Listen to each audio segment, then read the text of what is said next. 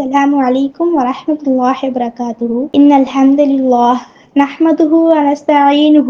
من يهدي الله فلا مضل له ومن يضلل فلا هادي له وأشهد أن لا إله إلا الله وحده لا شريك له وأشهد أن محمدا عبده ورسوله. கண்ணியத்திற்குரிய எல்லாம் அல்லாஹ்வின் நல்லடியார்களே, இன்றைக்கான சமுதாயத்துல பார்த்தோமானால் தொழுகையை கடைபிடிக்கிறாங்களா என்று பார்த்தால் கண்டிப்பாக இல்லை. வாரத்திற்கு மட்டுமே தொழுவது, ரமலான் மாதத்துக்கு மட்டுமே தொழுவது, இன்னும் பெருநாள் முடிந்தால் பள்ளிகள் பக்கமே வராமல் இருப்பது, இந்த மாதிரி எல்லாம் இருக்காங்க. இன்னும் தொழுகையை குறிப்பான நேரத்தில் தொழுகாம தவறி விடுவது, வேலைகள் இருக்குன்னு சொல்லி தொழுகை விடுவது, இப்படி தொழுகையை அலட்சியப்படுத்துவது, தொழுகையை புறக்கணிப்பது, இப்படி நமக்கு நேரம் இருக்கும் பொழுது தொழுவதுக்கு பெயர் தொழுகை இல்லை. அல்லாஹுக்கு செலுத்த வேண்டிய முறையான அந்த நன்றி கடனை அவன் குறித்த நேரத்தில் நபி ஸல்லல்லாஹு அலைஹி வஸல்லம் அவங்க காட்டி தந்த முறைப்படி அந்த தொழுகையை தொழுவதுதான் நமக்கு வெற்றி பெற முடியும். நாமெல்லாம் எனக்கு கொடுக்கப்பட்ட தலைப்பு என்னவென்றால் தொழுகையின் முக்கியத்துவம்.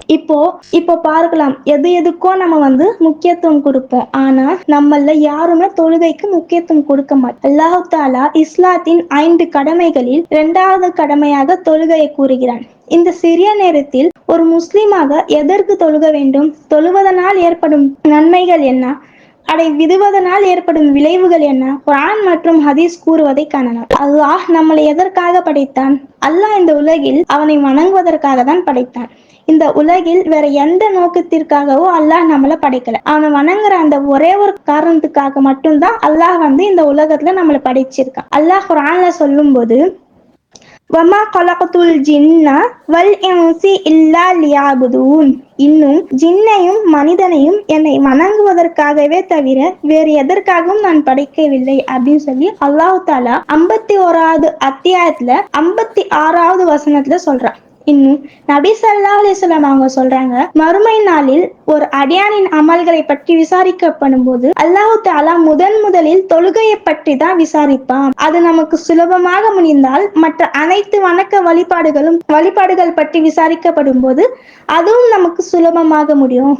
அதுவே அது கஷ்டமாக முடிந்தால் மற்ற அனைத்து வணக்க வழிபாடுகளையும் அல்லாஹ் கேட்கும் போது நாம மாட்டிக்கொள்வோம். யார் ஒருவர் தொழுகை அதற்குரிய நேரத்தில் சரியாக தொழுகின்றார்களோ அவருக்கு அல்லாஹ் சொல்றான், சொர்க்கத்துல உயர்ந்த சொர்க்கமான ஜன்னத்துல் ஃபிர்தோஸ் என்ற சொர்க்கத்தை நான் நிரந்தரமாக தருவேன் என்று அல்லாஹ் சொல்றான்.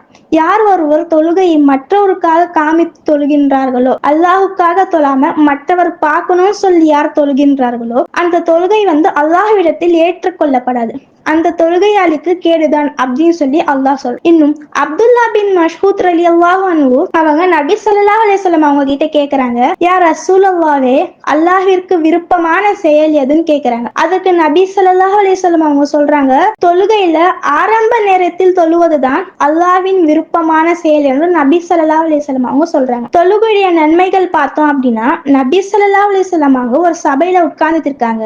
நபி ஸல்லல்லாஹு அலைஹி வஸல்லம் அவங்களுக்கு சுற்றி சஹாபாக்களும் உட்கார்ந்து இருக்காங்க. நபி ஸல்லல்லாஹு அலைஹி வஸல்லம் அவங்க சஹாபா கிட்ட கேக்குறாங்க, யா சஹாபாக்களே, உங்கள் வீட்டுக்கு முன்னாடி ஒரு ஆறு ஓடும், அதுல நீங்க 5 வேளை குளிச்சீங்கன்னா உங்க உடம்பு சுத்தமாக இருக்குமா இருக்காதா அப்படின்னு சொல்லி கேக்குறாங்க. அதற்கு சஹாபாக்கள் சொல்றாங்க, யா ரசூலுல்லாஹ்வே, எங்கள் உடம்புல ஒரு அழுக்கு கரை கூட இருக்காது, அவ்வளவு சுத்தமாக இருக்கும் அப்படின்னு சொல்லி சொல்றாங்க. அதற்கு நபி ஸல்லல்லாஹு அலைஹி வஸல்லம் அவங்க சொல்றாங்க, இதே போலதான் நீங்க 5 வேளையும் தொழுதீங்கன்னா உங்க மனசுல எந்த பாவக்கரையும் இருக்காது அப்படின்னு சொல்லி நபி ஸல்லல்லாஹு அலைஹி வஸல்லம் அவங்க சொல்றாங்க. இன்னும் தொழுகை தீங்கை விட்டும் மானக்கேடான விஷயங்களை தடுக்கும் அப்படின்னு சொல்லி அல்லாஹ் தஆலா 29வது அத்தியாயத்துல 45வது வசனத்துல சொல்றான். தொழுகை விடுவது என்பது சாதாரணமான குற்றம் இல்லை, இறை மறுப்புக்கு செயல் என்று நபி ஸல்லல்லாஹு அலைஹி வஸல்லம் அவங்க சொல்றாங்க. ஒரு முக்மீனுக்கும் ஒரு காஃபிருக்கும் உள்ள வித்தியாசம் என்ன அப்படின்னா தொழுகை தான். அதை விட்றவன் தான் காஃபிர், தொழுகை விட்றவன் தான் காஃபிர் என்று நபி ஸல்லல்லாஹு அலைஹி வஸல்லம் அவங்க சொல்றாங்க. இந்த நபி மொழி நம் வாழ்வில் ஒப்பிட்டு பாருங்கள்.